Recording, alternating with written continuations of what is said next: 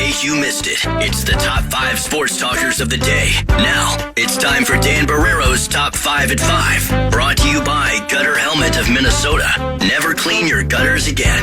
Learn more at gutterhelmetmn.com.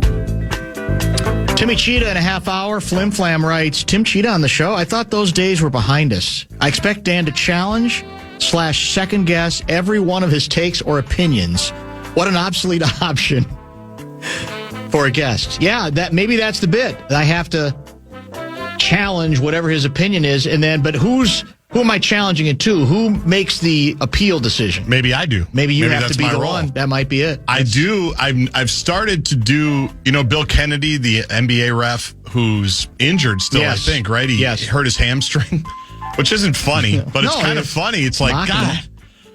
But he does the best challenge explanations, tremendous. Right? Absolutely He's a YouTube tremendous. sensation. Yes. Well, I've started to do that with my sons when they're arguing with me. Oh, okay. And I'll say something like, Jackson wants to go to bed a little bit later tonight and continue to watch Dude Perfect. However... So you summarize it. His father thinks that at times YouTube can be brain rotting and he needs a good night of sleep now that spring break is over. Makes sense. Jackson's challenge is unsuccessful. I've started to do that. So I could do it, I think, for Tschida and you if you need me to. It probably throws them off. Does it get their attention? Well, they love it because they just love his face and they love his bit. So they know. And every once in a while, you got to give him a challenge. You got to say the challenge is successful. So there's a little bit of drama. Except you're the one. You're the one who's it's not going to evaluating the challenge, and you get to break all the ties. I do. That's the beauty. Exactly right. Yeah. Parenting is so fun. It's just a barrel of laughs at all times. How about yesterday? So Easter festivities, Pine City, Minnesota. We're watching the Wild game in the background, and they're just toying with the Red Wings. The Red Wings, a desperate team, I'm told. Wild said, "We don't care. We're not bothered by it. You think you're hockey town? We're the state of hockey." They stake a 4-1 lead, which is even worse, apparently, than the Kevin Gorg 2-goal lead. They're up by 3, and Detroit comes back, making it 4-2, making it 4-3. They tie it at 4, and you're thinking, how is this possible? They're going to ruin Easter. And then Kirill Kaprizov had other ideas. The Wild get a penalty or draw a power play in the final couple of minutes, and it's Kirill from that right side, a shot that he's mastered with his 3rd goal of the game. Slapper, bar down, Wild win, 5-4, and they are now within 2 points of the Dallas Stars for the 2nd spot in the Central Division. Heck of a ball game yesterday. Heck of a ball game. And don't we play Dallas Thursday? I think that's right. I'll look that up right now. I think that's the day. I've got the Wild up. You have the schedule? And again, as we talked about earlier, we do, a remarkable role reversal these last couple of weeks between the Wild and the Wolves, because we felt the conventional wisdom was the Wild probably have made their bed. They've had a good season, but they're not going to be able to move, and they're going to have to play Dallas, and they're going to have to win on the road to get it done. Not that much to play for. And the Wolves had a great opportunity to move up to 3 or 4 and get home ice in at least one series. And now, suddenly, the Wolves are the team that seem that their fate is pretty much set to be the 6th seed. Not much movement, other than the slight concern that Phoenix could catch them if they go into utter free fall, and then they'd be in the play-in tournament, which would be, I don't care what anybody says, disastrous end to this regular season. And it's the Wild again who've insinuated themselves, with some help from Dallas, because Dallas has been struggling, back into, we can steal home ice. And here's what's funny about it. One of the cliches that has never made any sense to me from the hockey community is, you guys worry too much about home ice. Home ice doesn't matter in hockey. That's demonstrably false. You're remembering the times where it meant less because the goaltender can obviously turn a series. Right.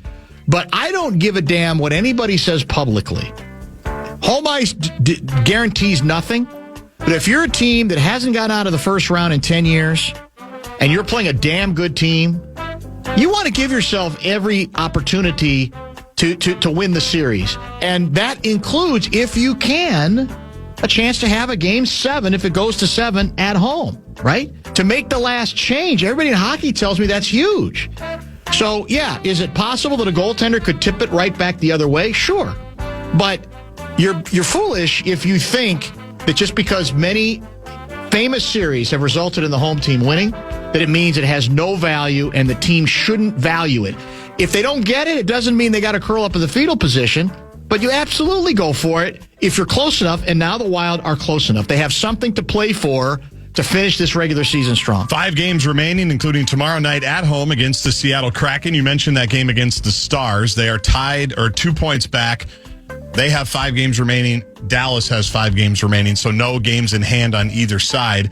And the email went out today for playoff tickets to be sold or to be purchased at wild.com. And at a get-in price of $145 for at least the first home game that I checked. Okay. You know who cares about home ice? With a get-in price at $145? Great point. Your owner, Craig Leopold. He would like it. Because this is where you make your money. And they have not been able to make their money at this time of year. You're 100% right. You make a couple $1 million every single playoff home game, I think is what Russo once told us. Timberwolves tickets for the playoffs, at least the season ticket member presale, went live today at 10 a.m. Guessing not quite the same fervor of activity after the Wolves lost again last night. I was there. Oh, good for me. In the final minute, I don't know what the number was. Charlotte's better than most people understand. Oh, big time. They're one of the great one-season turnarounds in recent NBA history. They're like 27-8 in their last 35, something crazy. And I'm not going to pretend that I can say with a straight face that my original position, which was I'd rather have the Charlotte Hornets, I'd rather have LaMelo Ball than Anthony Edwards in the draft. But he's got some people around him. It looks like the word on the street is he's got a coach who's challenging him more frontally than he's been challenged before. And they're a nice team, man. They are a nice team. They're a three-point machine. Yes. But they're nicely put together. And when they took over that game, it was a rout. It became it was late in the third quarter. It was still close. And that's then what it is. They took it over. That's the stretch I wanted to talk about because the Wolves were kind of matching them for much of it. They were hanging around. Conley was hitting a couple of threes. Bones was playing well. Naz is a mess. If this is the Naz they've got, whatever the reason, injury, whatever. He is a mess. That's the word. If this is the Naz Reid you have, you're going to struggle especially with Jaden and Anthony Edwards being out. If this is the Naz Reid you have, you're done. Yeah, I don't think you're going to be able to make a move in the postseason. Right, but when you don't have Ant or Jaden, correct, you just by definition have to have more from him for now. But Randall checked back in with about 2 minutes left in the third. I think Charlotte hit 3 threes in the final 2 minutes. It felt like 9. It did. And Randall limped off the court. It was the most disastrous 2 minutes because he got cooked by somebody, fell. It was one of the most disastrous 2 minutes, and that was your ball game. The ball game was over at that point. So the Wolves do have a magic number of 2 to try to stay in the top 6. Phoenix is still pretty much behind them. So if the Phoenix Wolves win, has 3 winnable games left. Yes, I did look at that. And then they go to Oklahoma City, and the question is whether Oklahoma City will care. Now, Oklahoma City is good enough that even when they don't care, they tend to win. Right. But who's to say you don't want it to come down to that? The Wolves have 2 terrible opponents left. Pacers there, right? That's tomorrow night. Yep, and the Pelicans here Sunday. And the Garnett game, right? Yes. On the last Sunday of the regular season. So if you take care of those 2, then you don't have to worry about the play-in thing. But we're playing with fire. I mean, there's not any... I know we got injuries, but we're playing with fire right now.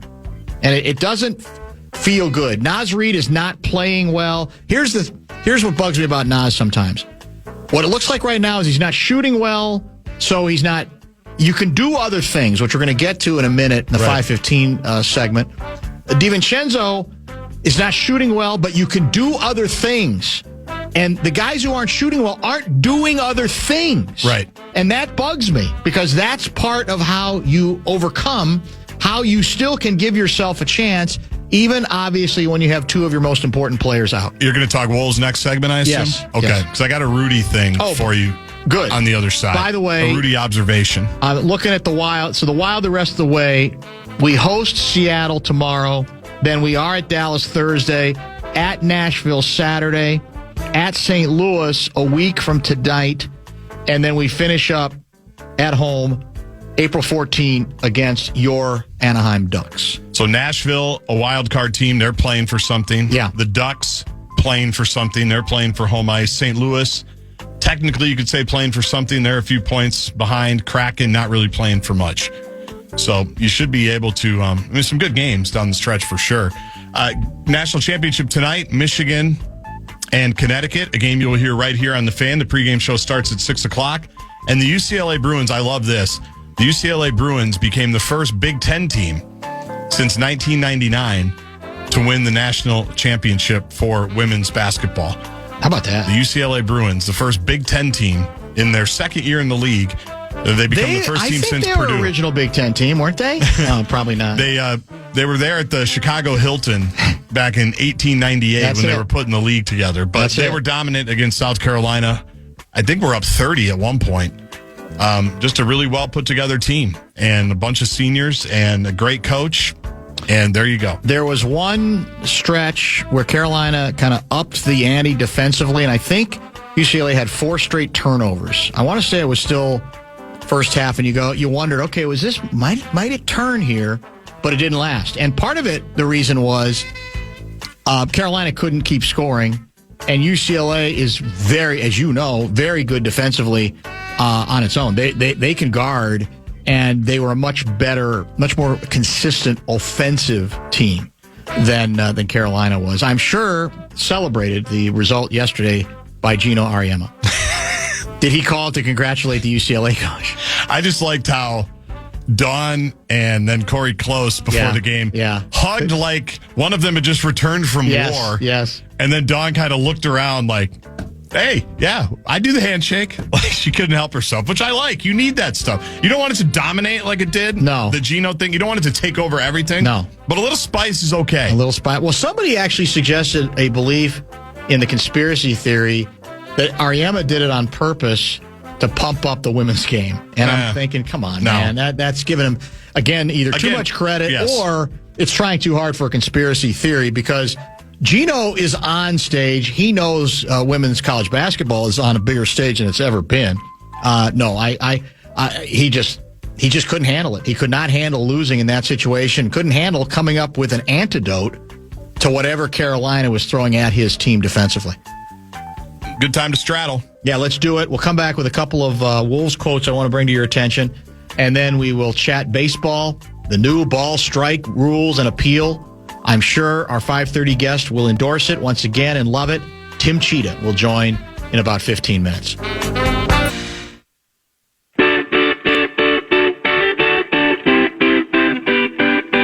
KFAN welcomes some great shows to Mystic Lake Amphitheater. Leonard Skinner and Foreigner will be there August 16th. Motley Crue on August 21st at Santana and August 27th.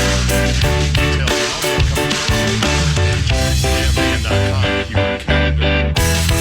Mike doing something funny? I could barely hear you over that. The pod safe bumper music. Go to KFAN.com, keyword calendar for all our great shows at Mystic Much better. Lake Amphitheater. Much better. Why is CNN continuing to steal our guests? They had Randy Kay on earlier, and now they got William Shatner, another bumper-to-bumper alum. That's not right. Doesn't seem right at all to me. What was the Shatner? Was that a ComCon thing or one of those? Yes, I believe it was. Yeah. Yes. Was it that week? I think from that same event, we got William Shatner and Kato Kaelin. I'm pretty sure he was a part of it. Yes. Was that the year Kato came in studio? Right. I believe it was. Wasn't it? I think. Yes. Maybe it was a different time. Ryan Donaldson went to pick him up. You know, we might need to get Kato back on soon. I think he's got some new Minute Murder podcast or something where it's alliterative. I want to say it's literally Minute Murder where I don't know if he discusses a case or in miniature. I'm not exactly sure. But he somehow got tagged in some stuff, or I got tagged in some of his stuff, and a couple of listeners here reached out to him, and they basically said it's time to have you on again. So maybe he's always ready. The K train is always ready. The K train is always ready. There's not much question about that. That's for sure. I had one other. Let me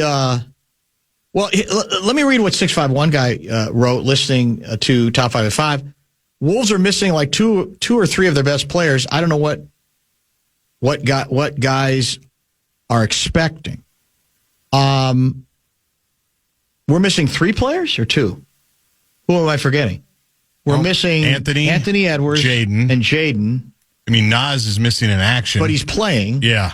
There was a very bitter hockey fan saying, we're letting Nas off the hook for his injury, and we gave Kaprizov no grace for being injured. I'm not giving Nas that much grace, to be honest with you. I don't know what you think you were listening to. What you're listening to is a continuing belief that on the scorecard, you're going to read what I say one way when it comes to hockey and one way at basketball. If anybody who's been listening to today's show alone thinks that I've gone soft or easy on the Timberwolves on the basis of injury, well, you're insane. As we talked about from Albert Einstein at the start of the show. Now, this texter thinks we're being too hard on the team given the injuries. All I can tell you is that go back to, for example, the loss to the Pistons. Who was missing from the Pistons lineup in that game? Well, I know Cade Cunningham was. Yeah. He's pretty good. He's an MVP candidate. He would be if he had the right number of games. They have the best record in the Eastern Conference. They are one of the great NBA stories this year. Over short periods of time, team after team. How about the Denver Nuggets, for God's sake? Joker missed a month. Decimated with injury. And yet, they're easily going to finish against the Wolves in the standings. So, now does that mean the Wolves can't be a factor in the postseason? No. But this notion that you're being too hard on a team with injury issues, they have been actually one of the more fortunate teams when it comes to injury. And what the best teams do, not for 6 weeks, but actually in the case of Denver, it was 4 weeks. But over even, let's say, a shorter period of time, you find ways to reinvent yourselves where you go, we can still win a decent number of these games. We have to reconfigure, but that's what the best teams do. It's too easy to let them off the hook to that degree, unless you want to, buy the common man theory, which he advanced to me between shows, that the Wolves are playing possum, and they're just and they are going to turn it on. They are deliberately not playing people that could play right now in order to get folks to underestimate what we're capable of doing. Now, then Finchie's a great poker player because his face would not indicate that that's what they're doing. To that point, here's the Finchie quote that I was looking for. Guys are forcing their offense and it's not going in, or they're not seeing it go in. It will go in over time. But in the interim, guess what? We've got to make all the little plays, the gritty plays, stay in it. Then we start gambling on defense and lose our discipline. That's when stuff snowballs on us right now. Now, the tough part about that quote is it's a stinging indictment to the team. It's accurate. And it's what we were talking about earlier there that I was mentioning, that your shooting is poor. There are other things you can do to help your team win. These are talented players still playing, even with Anthony Edwards and Jaden out, right? Julius Randle, Dante DiVincenzo. Come on, man. I mean, the idea, and there's several others, including Ayo Dosunmu, who I think overall has been great. Yep. But you could say didn't rebound as well as he had been rebounding this last game. Had a couple turnovers. You got guys who should be able to hang in and do what they're going to do, and that's how it comes off. It comes off as our shots not going in, so I'm going to pout. And now I'm not going to find other ways to perhaps give my team a chance to hang in this particular ball game, and they did not do pretty much any of that. Will you start to panic if they find a way to lose to the Pacers in Indianapolis tomorrow night? No. See, here's the thing. I just don't know what to do with this team because they have the card that they're banking on that they can. Not that they're playing possum, but their belief all season has been, it appears, that they think they've got enough when the lights actually come on to just go out and play and to be a Western Conference Finals team again or a deep run in the playoffs team again. I can never really panic with the guys that they have out there right now because they don't have their best player. No. Like, they don't have Anthony Edwards. Where I don't have a lot of sympathy for him, we've talked about it ad nauseum, is they were the healthiest team in the NBA, I think, for the last 5 months, and they messed around again so often they could have a very healthy margin for error right now to just be an easy top Either 4 the seed. 3 or 4 spot, yeah. Easily. Exactly. And they don't have that. And so. But I don't want to let them off the hook even without 2 of their best players because, again, for a period of 4 or 5 or 6 games, if they're not even giving themselves a chance. Is what I'm saying, and that's where other teams that are good teams have found ways. You're supposed to be able to reinvent yourself pretty quickly in this league. I'm not asking them to go undefeated, but their record lately is downright mediocre. Yeah. Is it not? 6-9, I think. Basically, so last 15. All I'm going to say is be careful about the position that you're in. Because the weird thing about you can write off the Pacers on the basis of they want to lose. But if you look at their games, as we did earlier, they're weird, man, because whoever they're throwing out there, they may be overmatched, but they're going to play hard for that head coach. And if you don't watch your P's and Q's, you're going to lose. And you got you can say, well, the buffer is we got that home game against the Pelicans, but even then, you'd like to think it wouldn't come to that. They just, no matter what injuries have taken place lately, they should not be in a position where they're not down these last few weeks vying to move up, but rather trying to stop themselves from moving down from 6 into the perish to thought, the play-in game as well. Or play-in tournament, I guess I should say. Let's talk some baseball. Timmy Tschida, kind enough to join us when we come back. Questions for Timmy?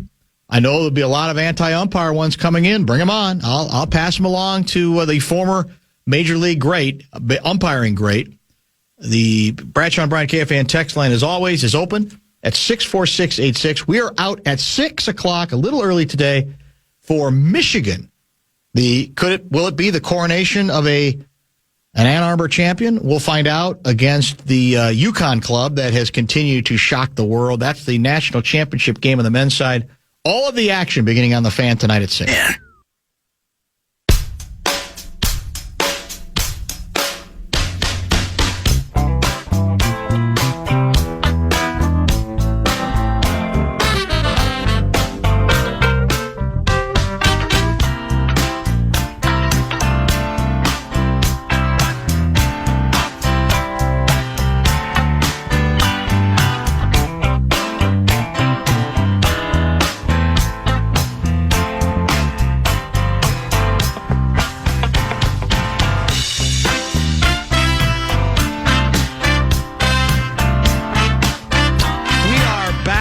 Last segment of the program, because as I mentioned, we have big dance stuff coming up at 6 o'clock this very evening. Kind enough to be joined by former Major League Baseball umpire Tim Tschida. Last time we had him on, it was the Great Minnesota Get Together, and now we are in studio. And let me guess, are you working the bar tonight? What's your current status? For I am not. Oh. I am not. I am working my television right now, and. I'm watching. I'm binge watching Suits. Oh, interesting. Very interesting. Yeah. Will you be watching the Twins Tigers tonight? The Twins and Tigers. That's a good question. Don't we have a national championship game to think about tonight? That's a great point. That is a great point. I was just testing you. I was just testing you a little bit. All right. Yeah. Well, are the Tigers? Is it here or there? I think it's here. Yeah. I think the homestand continues. Okay. Yeah. Pretty sure. Yeah, I think you're right. And I just assumed that right now you can't get enough of the ball strike system and the appeals system that has been brought into Major League Baseball, as we talked about at the fair. What is your early reaction here now that we knew it was coming, but now it's upon us? Well, my reaction is pretty much what I anticipated, and that is that the catchers, the number of challenges made by catchers, has a higher percentage of accuracy versus hitters and pitchers. Mm-hmm. And I said that all along, primarily because the catcher is shoulder square to the pitcher, facing straight forward. Hitters, of course, are standing off to one side. And the pitchers, when they fall off the mound, be it left-handed or right-handed, they're not looking straight in either. And the catcher has the same view as the umpire. And he also is working alongside that umpire, so he's already familiar with his tendencies and anything that can go along with that. That being said, if I were a major league manager today, I would prohibit my hitters and my pitchers from ever challenging in a game until I give you the green light. Huh? And that green light is going to be maybe the 7th inning, 8th inning on. I see a lot of challenges wasted early in games, particularly by hitters. And people forget pitchers and hitters are more emotional, and they've got skin in the game. They think everything they throw is a strike, and a hitter thinks every pitch he takes is a ball. And, when you see these breakdowns, when they show you the 3D and all that stuff, you talk about pitches that are, a 1/16 of an inch either on the plate or just off the plate. You go, all right, that's just a guess, man. Nobody's that good. No hitter is that good to say, oh, that ball was clearly outside. No, he's hoping. He's hoping it was outside. And the other ramification that will occur, and I don't think it's in the not too distant future, is that I think you're going to see some confrontations in dugouts between players. Really? Because a guy comes back and say, hey, man, you just burned up one of our challenges in the first inning. Yeah. All right. It's the first inning. All right. And, what about my challenges? And I'm telling you, it'll happen because I watch these games, and going back to when I first broke in was when, they started to put televisions in the umpire's dressing room along with VHS recorders. So this is back in the early 80s, right? And we would watch games like if we're on the West Coast, okay, we're in the locker room and there's a game on TV and they're in the 7th inning in New York or Boston or someplace in the East or the Central Time Zone. And hitter A or hitter B would step up to the plate, and he'd take a pitch and he'd shake his head and step out, and we would just laugh because it's the same guys. It's always the same guys. It's the same 2 or 3 guys on every team that they're what we call non-believers. They don't believe anything you call until they've had a chance to go look at it after that at bat and go up into the clubhouse and look and say, oh, I guess you were right. And then they'll come up the next time and say, I looked at that pitch, Tim, and I guess it was a strike, and you go, yeah, I told you that once. I already told you that, and that's what'll happen. It's going to happen. And I think managers, I remember, what was it? Was it last year or 2 years ago when Terry Francona, when he went to the Reds and they were testing out the system in spring training, and Francona ordered his team, I don't want any challenges. I don't want to see who can challenge the system here. I want to see guys who can play ball. That's why you're here. So leave it alone. And we'll cross that bridge when we get there. But I just see burning up these challenges early in ball games is going to create problems. The other problems are, okay, everybody who watches the news or follows baseball at all will talk about the game that C.B. Buckner had the other night, and he had. I already got 5 texts for you on it. Yeah, they were ready, man. Right. I got 5 of them just waiting to ask you. Sure. Yeah. Oh, I'm sure. And okay, so he had 8 challenges, and 6 were overturned. I didn't look that closely at it, but I'll bet you anything that if you added up the inches or the fractured inches total to those 6 overturns, it would be probably a little more than 1 inch and less than 2 inches in total distance. Okay? So nobody's that good. And they're going to challenge you based on their emotion versus their actual knowledge of the strike zone. Because even Ted Williams didn't know the strike zone. Rod Carew didn't know the strike zone as well as these machines do.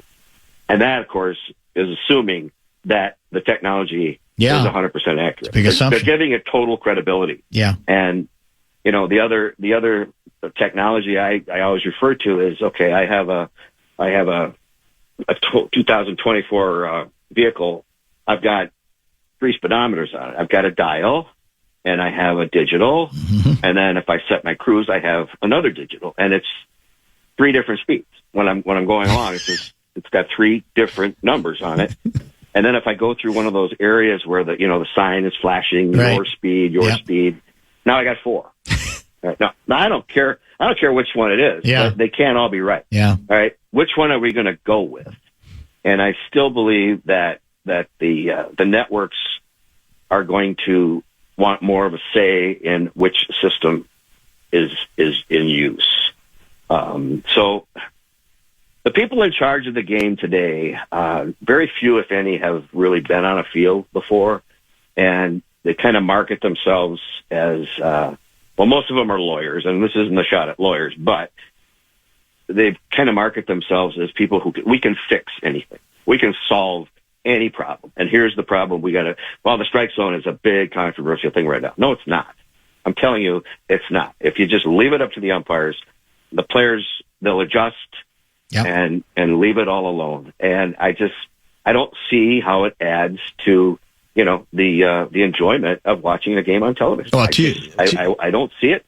And it's not because I'm a former umpire. It's just like you're complicating something that is very simple. And let's just leave it there. Well, to your point, one thing's for sure, Dan. Yeah. They're not gonna consult me on it. No, they're definitely not going to. But to your point on this, I've said this already a couple of times. Watching parts of a number of different games, we've already created a culture with this thing where there are fans more entertained and fascinated by getting the call overturned than they are somebody hitting a double or it's bizarre to me how that's become, because there's so many pitches in a game, right? And there could be a million challenges, I guess, if you want to. And it's almost like the brains are already being rewired to spend more time on and get more enjoyment out of something that has nothing to do with baseball. No, and it's hard to watch. As far as I'm concerned, it's hard to watch, and I still love baseball. I'm not some, bitter old guy right. who, it's not the way it was when I was there. I still love the game, and I always will. But this just doesn't belong. And again, going back to the pitcher and the hitter have a terrible view of it, each one of them, and they've got skin in the game. Yes, they do. And then if I were a manager, and when I say skin in the game, it means that a particular pitch may or may not contribute to their personal statistics. Yep. Okay. I should have had a strikeout when it turns out okay. So if I'm a manager, again, I'll give it to my catcher. I'll let him go. And then I'll even tell him, I don't want you challenging unless we're going to get an out of it. Meaning it was a 2-strike pitch that was called a ball, now makes it 3-2, or it should have been called a strike and we would have got the guy struck out. Go ahead. Take a run at it. But otherwise, if it's going to, even up the count, or do something like that, leave it alone. Just leave it alone and save it for when you're really going to need it. Well, what you're predicting, I think, is similar to what I got into the other day, which is the way this is set up. If the challenges are used up earlier, what the outcry is going to be, because there's going to be a big call with the bases loaded and 2 out in the 8th inning. It's going to be 2 challenges not enough. You got to have more challenges, because there's no way for these hitters or pitchers or catchers to know when the most strategic moment is to use them. And by God, we got to have more challenges. And eventually it'll be, they should have as many as you should have as many challenges as you need. That's why I almost think, and maybe we talked about this at the State Fair, aren't we on the way to the next step being the middleman is cut out, the home plate umpire, and we're just going to go to the machines, and this is just to sort of whet the appetite. And they know when they made this move, there's going to be too many controversies about how many challenges we have and how many we need and squandering them, or whether you have enough left when the game's in the line. So it's like, all right, we're just going to go to the machinery, start to finish. That way we don't have to worry about those kinds of challenges at all, right? That's where we're inevitably heading, aren't we? I just tremble at the thought. I felt, please tell me that isn't the next step. Gosh, help us all. But the other thing that's going to come up, and that is, okay, the teams still have access to video in the dugout area because they can challenge judgment plays, on the bases, fair foul calls, a catcher at no catch in the outfield, whatever they have. They still have that close by. All right. Well, who's down there monitoring this? And they're going to cheat. they're going to find a way to, okay, Dan, you're up to bat, and this guy's down there watching the thing. He goes, that pitch was close enough to challenge it. And they'll whistle, or they'll go, hey, Danny, they'll say something, but that's the key word. Yes. And then you're going to tap your helmet and say, challenge. Trust me, every rule that has ever been put in place in Major League Baseball, somebody tries to beat it. No question. They try to find, they learn what it is, and then they try to cheat the other way. And they're all guilty of it. It's just, it's human nature when it comes to sports. Whatever the rules are, they want to push it to the limit and find out what those limits are. And I see more problems than I see solutions. Yeah, I'm with you on that. And I think you raise a really valid point regarding some managers maybe reaching the edict stage where you say, don't even think about, challenging early, because that makes a lot of sense to me under the current system. Let me get to a couple of texts. Right. Will you ask Tim if the umpires are being graded by the ABS system, the 2D zone from the middle of the plate, or the MLB system, which he describes as the 3D zone? Do you know the answer to that? As far as I know, it's not the replay. It's not the challenge system. Okay. It's the original evaluation system, which has a slight margin for error on the part of the umpire. It's not this micro inch, these little bitty things that you go, is that touching that box or is it not? I can't quite tell. Boy, it looks really close. Right. Right. They're not being evaluated that. What's the word? So finite. It's a little bit better than that. Yeah. So, and then somebody asked me the other day, did you go to the opener? I went to 30 openers, and I had better seats than I could have got for the other day. So I decided no, I'll stay home and watch it on TV. But understandably, I don't know. I again, like you say, you've got the crowd now already. They've already figured it out. They'll see it. They know. First of all, they know what the challenge signal is. Okay, he tapped his hat, he tapped his helmet. Okay, so now all eyes on the scoreboard. Yes. Okay, and now they're going to play a video game here for the next 15 seconds or 20 seconds, and then we're going to go back to live action. Okay, sounds like fun to me. Here's another text. What does Tim think will happen regarding sinker pitches that are high at the front end of the plate but drop down for a strike in the back? Will umps need to adjust, or does the technology need to improve? The technology needs to improve, and I'll tell you why. That is one of the things about electronic ball strike calling is it is physically possible in many, many different ways. For a curveball or a breaking pitch, a split finger, any of those pitches that break down, it is very possible for those pitches to pass through the strike zone and bounce. And if you're umpiring and you call a pitch a strike that bounces, you're going to need an armed escort to get out of that stadium. It's just the players will not accept that because the pitch is unhittable. And speaking of hittable and unhittable, you look at these, like the outside corner, and you're seeing this little bitty, distance. That's a hittable pitch. That's right on the fat part of the bat. Right. It's not, as we say, taking the bat out of the hitter's hands. They can hit that, and they can hit that a long ways. But the breaking ball has always been the issue, and it just has to be presented, and you got to catch it. You have to catch it in flight. And even if you're catching it and shoving it down a little bit, you can't get away with calling that a strike. You're going to run somebody. They just won't accept it. Simply will not accept that. Let's see. I had a couple more texts. Wouldn't the umpires benefit from knowing which pitch is about to be thrown? Seems there has to be a way to loop them into the pitch comm system. Does that make any sense to you? No, it just reminds me of back in my early days in Class A ball. One time, I don't know, I had a kid out there pitching, and he threw a lot of curveballs, and I was not calling too many of them strikes. And his manager yelled out at his catcher, he goes, "Tell him it's coming." Okay, all right, I get it. All right. But so yeah, I don't know if there's a way for him to let me know without the hitter seeing him touch my shin guard or my my shoe or something like that. I guess stranger things have been thought of. So who am I to say? Adam in White Bear Lake, he wants to know. Can you ask Tim, when we order at Giggles Campfire Grill at the fair, if we can challenge, if we feel that one walleye bite might be slightly less battered than the others? That's Adam in White Bear Lake.